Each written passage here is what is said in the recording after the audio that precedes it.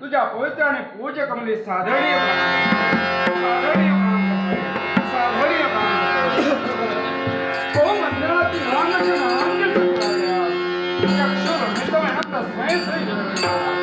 प्रत्येक माणसाचा जन्म हा ज्ञानमय अंधकारात झालेला आहे आणि त्याचा रहस्य करून ज्या गुरुकुला मला ज्ञानामृत पडलं त्या गुरुच्या पवित्र आणि पूज्य कमली साधरणीय कोण आमचं भाग्य तोड पुणेकर आज धरणचा जन्म झाला योग्य वेळात आमचा राज्याभिषेक करण्यात आला आणि त्या दिनापासून या मायवीरची अहोरात्र सेवा करण्याचं कार्य राजा वीर भाऊ आपल्या जीवनात करतोय.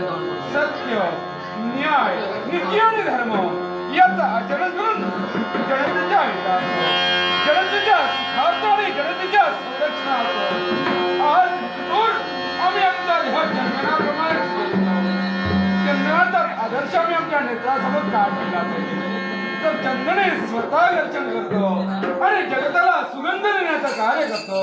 तद्वत आम्ही आमची काया सोडून या मायेची अहोरात्र सेवा करण्याचं कार्य करतो. पण हे देवा या मातृ आणि पितृ आम्हाला जन्म देण्याचं कार्य करतो.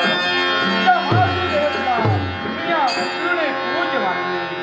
ज्या माझ्या पिताजीला मी स्वर्गावणे श्रेष्ठ मानले तसे माझी मातृ आणि पितृ देवता यांच्या मुखातून निघालेले हे बाळ नरश्चावणं रूपा रूपश्चावणं गुणः गुणश्चावणं ज्ञानं ज्ञानश्चावणं क्षमा.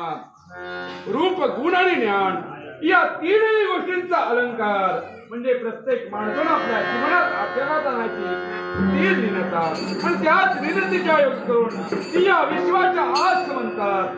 मी माझं नाव रेखाटण्यासाठी तत्पर होत पण देवा पुढे महाभागानं म्हटलंय नतदास्ती पृथ्वीवादी देवेश्व गोष्ट पौरुषणा प्रयत्न ताणती गुणहानिका या पृथ्वीवर देवलोकात या विश्वाच्या अशी एकही गोष्ट नाही जो मनुष्य प्रयत्न करणार आहे ज्याच्या बहुलात शौर्यशक्ती सामर्थ्य आहे अशा या विश्वाच्या आस म्हणतात. असाध्य गोष्टी एकही नाही आणि असाध्य ते साध्य करण्याचं कार्य राजा वीरभाऊने आपल्या जीवनात केलं आणि म्हणून हे गजांत लक्ष्मीचं राजवैभव आमच्या पायाशी लोटांगण दिसते.